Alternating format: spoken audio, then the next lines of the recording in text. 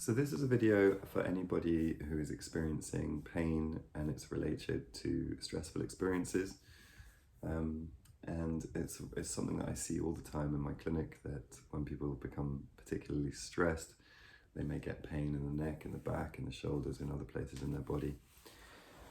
And when pain has become chronic, this tends to be exacerbated. So if you've had a previous injury and it has not resolved properly and you're still experiencing pain in that area, or you've just been diagnosed with another chronic pain problem, there tends to be a really direct relationship between when you're more stressed out, you experience more discomfort, more pain.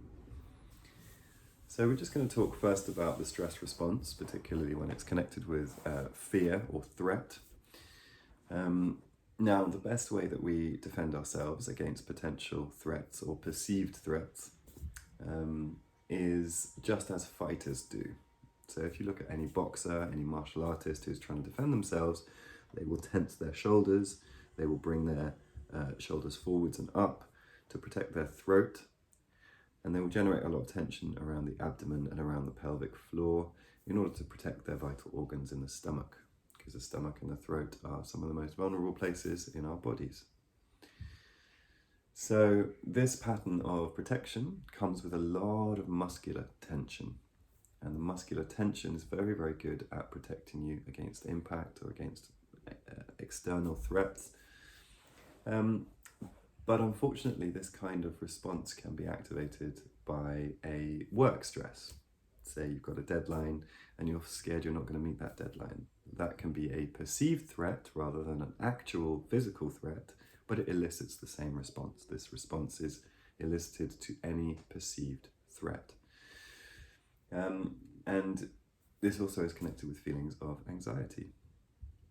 Now, in addition, what happens is your stress response makes your senses much more heightened. So it heightens your hearing, it heightens your sight. And it's very useful to be able to detect threats in your environment if your senses are very acute.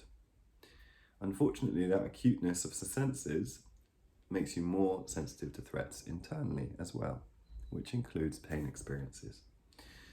So when your stress response is connected with fear or perceived threat, and that's what's caused the stress response, that makes you sensitive and more sensitive to any potential threats, either inwards or outwards in your environment, which is very useful for survival.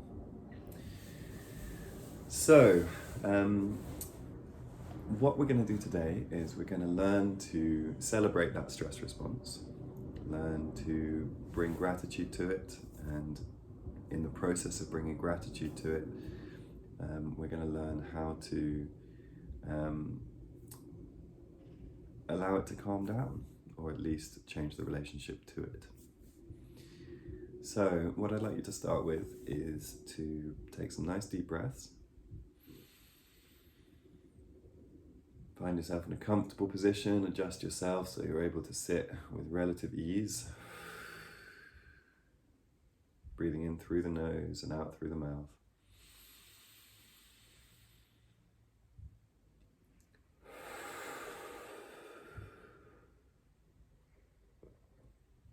And it helps to close the eyes if you feel comfortable to do so, as this just directs your attention inwards, so you can really understand what's going on in your body. And this is going to be useful for feeling stress later on.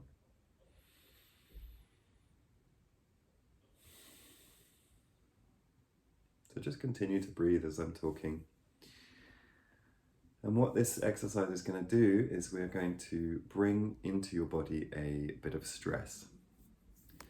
And I'd like you to choose an experience that is perhaps like a work stress, nothing that's too traumatic, nothing that's too extreme for this exercise. And what you're going to do is you're going to try and remember in as much detail as possible that stressful experience. And while you're remembering that, I want you to try and relive that stressful experience, bring that stress back into your body. And what you may notice as you're doing that is that your body changes. Your heart rate will change, your breathing rate will change, the level of tension in your muscles will change, And you may become more sensitive to any sounds in the area. And once you're aware of how your body responds to the stress, then we can start to thank those parts of the body. Thank you, heart rate, for increasing, for pumping more blood to my muscles and to my senses and to my brain to allow me to deal with this stress better, to move through this threatening experience. Thank you very much to the muscles for becoming tense, for trying to protect me against this threat that I'm perceiving. Thank you, senses, for becoming heightened so I can sense any additional threats that may be coming my way. Thank you, breathing rate, for increasing, for allowing me to get more oxygen into my blood so I can deal with this situation better. Thank you, thoughts, for accelerating.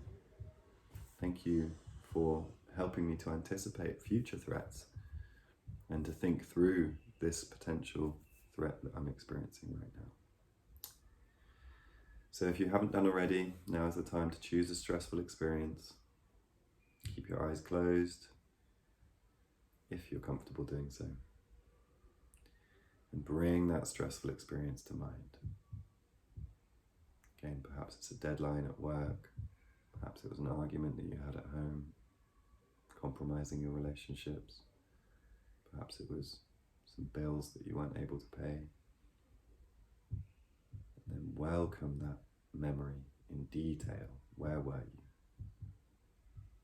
What were the conversations you were having? How did those conversations make you feel in that moment? Bring that stress into your body.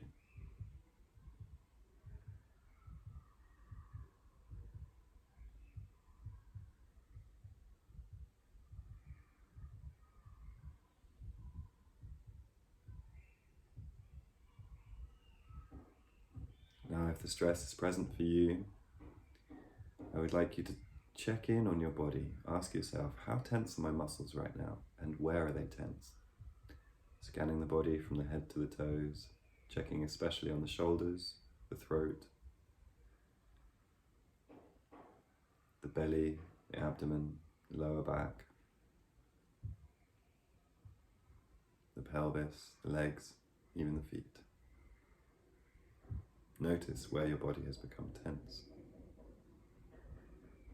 If you can, notice your heart rate. Check your pulse either in your throat or at your wrist. See if you can feel how fast your heart's going. Check your mind. How fast are your thoughts going right now? Now I would like you to thank each response. In your own mind or out loud, it's up to you. Breathing in, and as you breathe out, thank you, muscles, for becoming tense. I really appreciate it. Thank you, heart, for pumping more blood around my body. I really appreciate it. Thank you, thoughts, for trying anticipating more threats or helping me to think through this one. I really appreciate it.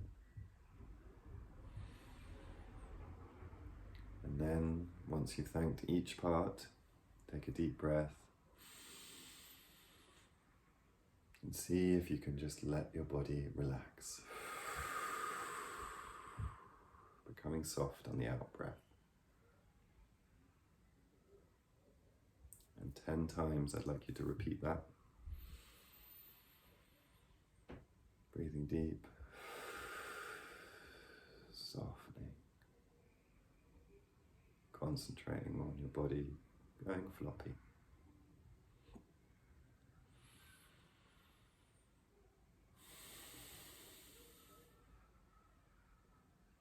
You may imagine ice melting to water, or water melting or evaporating to gas.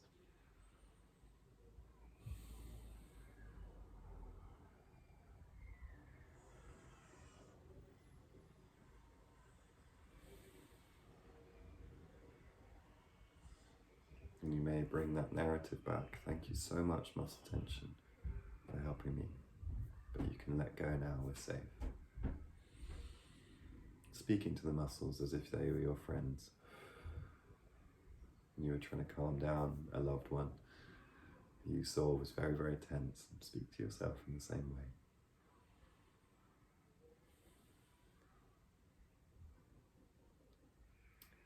Then when you're ready, opening your eyes again, returning to the room and checking in on how you feel. So this is something that I do with a lot of my patients, and I hope it has helped you as well.